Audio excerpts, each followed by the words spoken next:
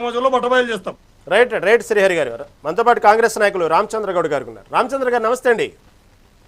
నమస్కారం అండి. రహీం గారికి, మిత్రులకు, శ్రీహరి యాదవ్ గారికి, మిత్రులకు అందరికి నమస్కారం. రామచంద్ర గారు, వాస్తవంగా తెలంగాణ ఏర్పడిందే నీళ్లు, నిధులు, నియామకాలు.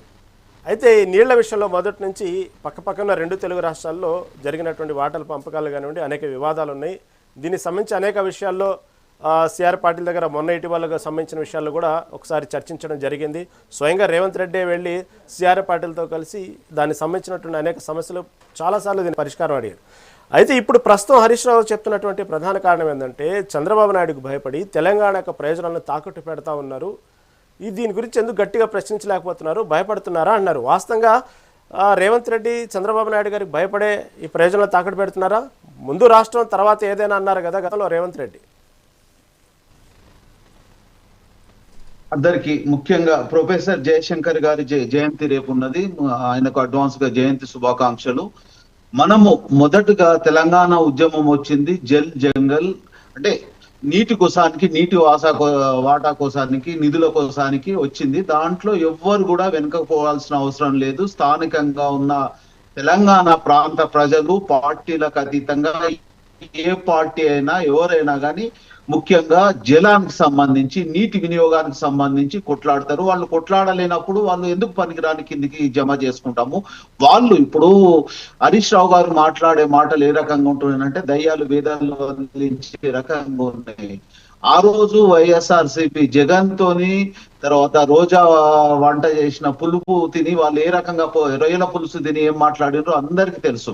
అవన్నీ మనకు అవసరం లేదు. ఈ రోజు ఖచ్చితంగా కాంగ్రెస్ పార్టీ 7 ప్రాజెక్టులు కాదు, మనకు నీటి వినియోగం అనేది సముద్ర పాలవుతుంది, వేస్ట్ అవుతుంది. దానికి సంబంధించి ఖచ్చితంగా ప్రతిదీ కూడా మన వాటా ప్రకారము మనము వినియోగించుకోవాలి. ఈ రోజు మనం వాటా వినియోగించడంలో 25 to 30% అంటే 50% కూడా వినియోగం చేస్తలేము. ఈ 7 ప్రాజెక్టులు మనం వినియోగించుకున్నా కానీ అంత వినియోగించుకోలేము. ముఖ్యంగా దీంట్లో ప్రాజెక్టుల మీద మీరు 10 సంవత్సరాల నుండి కూడా ఏం చేయలేని ఈ రోజు ఉనికి భరోసా కల్పించుకోవడానికి కార్యకర్తల కోసానికి, పార్టీ కోసానికి మాట్లాడుతున్నారు.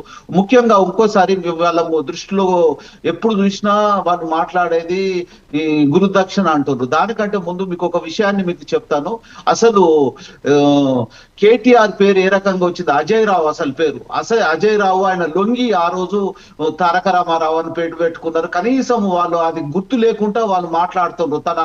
తన వెన్నును కూడా అంటే తన వీపు తన కలవకుండా అంటే చూడలేకుండా ఎదుటి వాళ్ళ మీద ఏదో దుమ్మెత్తి పోస్తున్నారు.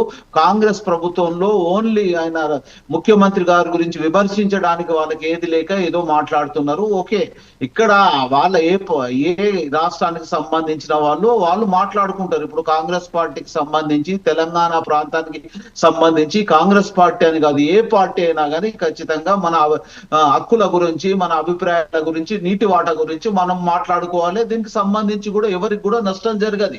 ఇక్కడ మనం పైన ఉన్నప్పుడు పైనలో ఎత్తిపోతలు మనకు సంబంధించిన గోదావరి, కృష్ణా బేసిక్ లో మనకి ఎక్కడ అంటే మన పారుదల, మన ఏరియా ఎంత ఉందో ఆ ఏరియా ప్రకారము, మన పారుదల ప్రకారము, మన నది ప్రవాహిక ప్రకారం మన వాటా ఉంది. ఆ వాటాన్ని మనం వినియోగించుకుంటలేము. ఈ 7 ప్రాజెక్టులు అనుకోండి, వీళ్ళు మాట్లాడే సమ్మక్క సారక్క అనుకోండి, గోదావరికి సంబంధించిన ప్రతి ప్రాజెక్టును కూడా మనం ఖచ్చితంగా నెరవేర్చుకోవాలి. నెరవేర్చుకుంటేనే భవిష్యత్తులో అంటే ప్రజలు ఖాళీ నోటి మాటలు కాదు, వర్క్ కూడా అక్కడ పని ఏం జరుగుతుంది, ఏం చేస్తున్నారు వీళ్ళు, నిజానికి నీటి వాటాను ఏదో కళ్ళబొల్లి మాటలు మాట్లాడకుండా దానికి సంబంధించింది వినియోగించుకునే ప్రయత్నం చేయాలి. ప్రతి ప్రాజెక్టును కూడా చేసుకోవాలి. వాళ్ళు ఏదో లబ్ధి కోసానికి, పార్టీ బతికించుకోవడానికి, భరోసా కల్పించుకోవడానికి వాళ్ళు మాట్లాడతారు. దాంట్లో ఏమి ఇబ్బంది పడాల్సిన అవసరం లేదు.